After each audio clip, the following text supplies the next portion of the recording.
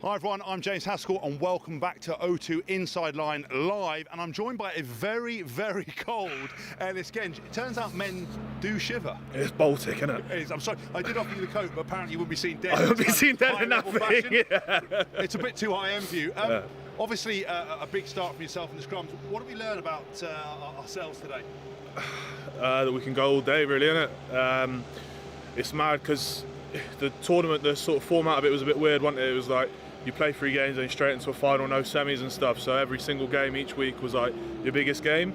And France obviously had that weird rule where they couldn't play their boys who played the week before. So it's been a bit of a weird week for us, but I think we prepped as well as we could. And we just showed our characters there, I think. Like, boys were class, weren't they? And the finishers that came on are just unreal and buzzing. I think all the neutrals in that game were after a penalty shootout at the end. Who would you have backed, obviously, not the non-kickers, and would you have backed yourself if you were on the If I was in front of sticks and I was allowed to change boots, I'd back myself from the touchline. So it's down the boots, down Yeah, the boots. but if I was in front of sticks, I'd just toe poke it over, but touchline I'd have to put the mouldies on, yeah. But no, some of the boys are actually mint at kicking. We have a few decent ones. Dickie's class, Jamie's class. Not Curry. Well, listen, Ellis, thank you so much. So you go inside and warm up. Merci beaucoup, as they say in Spain. Yeah. Oh, well done. Well done. Boys. Shane. I think we've got Tom Curry on next. Cuz. Oh, we've got Elliot Daly, actually. Sorry. Elliot. Hi. At any point did you think you were going to have a go at the sticks there when we got that penalty at 40, but I saw you run completely the opposite direction, so you didn't fancy it? I had a major cramp at the time, but yeah, no, to be fair, like, we trust Owen 100%, so I mean, everyone has a bad day, but I mean, he came back and kicked the winning kick, so you can't really say too much about it. Look, it was obviously a very difficult day today for England. We didn't play particularly well. I mean, how good was that French side? I think they just brought the intensity the first half that we probably didn't live with. We weren't on the sort of right side of the referee, the bounce of the ball was going their way. But we did really well to stay in it. I think probably a year, 2 years ago, we probably would have folded up in that game and lost that game. But to come out winners and win the Autumn Nations Cup and the Six Nations within 5 weeks, 6 weeks is brilliant. What's the general feeling in the changing room? I've been on the end of games like that. It's partly frustration, it's partly super happy, or is it just all eyes to tonight? I think it's a little bit reflecting what we didn't do today. But I mean, end of the day, we've won a trophy and we've won a final, which is what we didn't do a year and a bit ago today. So it's definitely some things to take into the Six Nations, but I think the positive definitely is just another trophy in the bank. And I think at the end of the day, it's getting the boys used to winning. We're getting that winning feeling in camp. I was lucky never to see Eddie Jones blow up. I actually asked Jack Noel, who was in the box with us, and he said in Japan, or actually the Autumn Internationals against Japan, it was the first time he blew up. What was he like at half time? Fine.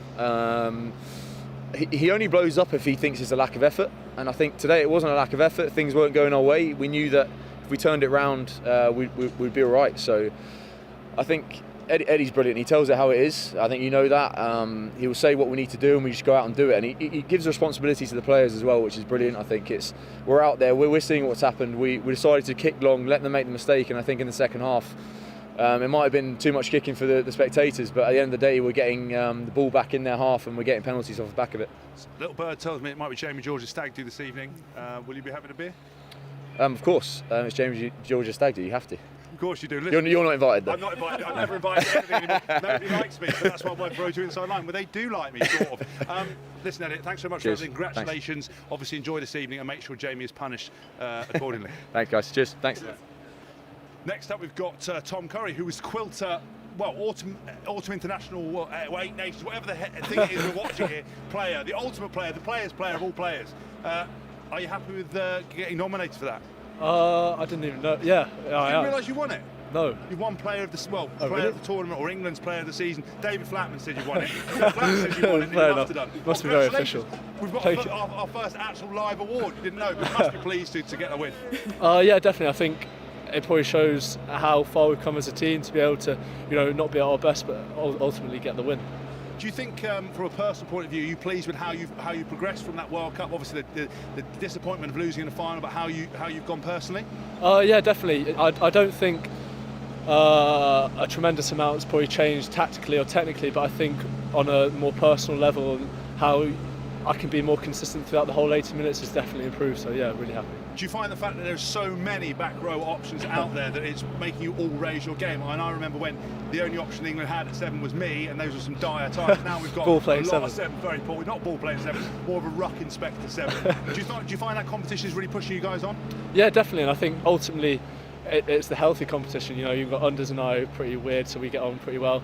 Willis has fitted in really well. Benel, Luds. Obviously Billy, so it's been a really good group, and you know, when it's like that, you do push each other nicely. Rugby aside, obviously you've been in this bubble at the Lensbury. Looks like you've had a hell of a setup over there. How's that been, and how much are you looking forward to getting back to Sale life? Yeah, massively. I think, you know, the RFU, Eddie and the coaches did a fantastic job to be able to, you know, first keep us all in, but, you know, make it entertaining, as normal as possible, and enjoyable as possible. You know, when you're stuck with people for 8 weeks and to be able to get the best out of each other, you've got to make it fun. So I think it's been brilliant. And do you get a few weeks off now? Is it straight back into Prem life? Yeah, a few lads, obviously different scenarios, but yeah, 2 weeks over the Europeans, so hopefully. Is it a bit mixed feelings, obviously, after a performance like that, where perhaps we didn't play as well as we could, to obviously make sure that you still do enjoy the fact that we've won this tournament and actually during it played some good rugby? Oh, 100%. You know, you can get caught up in, you know, I could have done this, could have done this. At the end of the day, to win a 8 Nations Cup takes a massive effort, and you've got to appreciate that. Otherwise, it's not going to be a very fun career. So enjoy exactly. One of my biggest regrets was not celebrating these moments, always looking to improve. You've got the 6 Nations starting, you know, not too distant future. Will there be some big reviews, a few finger pointing after today? No, I think, you know, real good positives, and something that we spoke about from the World Cup is how we can be more consistent throughout the 80 minutes. Fair enough, we probably weren't fully on it, but I mean, that second half shows a lot of character, so I think it's a real good step forward. Well, listen, Tom, go inside. Thank you so much for doing it. Congratulations on the award that you didn't know you won. I'm pretty certain that I am right. I'm always right, as I tell my wife. But go and enjoy yourself and catch you soon. Thank you very much. Appreciate it. Thank you. Obviously, Emily, you know, what a day today. I mean, we obviously don't want to overplay it because England didn't play particularly well at all, but they showed a lot of guts to get the win. Yeah, they did, and sometimes you just need that W on your scorecard. I think England are building something really special. It won't have been the performance they wanted. There'll be lots of things in there that they all want to rectify and make better and but ultimately you need to go and win games, and they seem to be pretty good at that at the moment. And obviously you knew firsthand, we talked about it at the top of the show, what it's like to seal out a kick. Just talk us through, because I think a lot of people don't necessarily understand at home what you're feeling in that moment when you know you've got to kick and get it over. But obviously someone like Owen, who had missed kicks before, do you admire the kahunas on him to try to go again and say, do you know what, Fordy, step back, I've got this? Yeah, definitely. He obviously backs his process, doesn't he, and all that sort of stuff, but you definitely feel the nerves. There's that kind of little devil on your shoulder that wants to tap into your head and say, you know, don't miss it, don't miss it. But I think for me that's kind of a good thing, because it means you're not too complacent and all that sort of stuff. But yeah, fair play to him, because that kick he kicked for the last kick was a hell of a lot harder than some of the other ones. Well, listen, Emily, thanks so much for today. You said France didn't have a chance to win. I was chastising you through the entire game. I thought she'd got it wrong. I was criticising her ability, but turns out she was right, and England had the ability, but obviously France pushed them very hard. Listen, that's all we've got time for today on O2 Inside Line, but do not panic. Tune into all the England rugby channels for more behind-the-scenes footage. I've been James Haskell. This is Emily Scarratt. We'll catch you all very soon. And offside.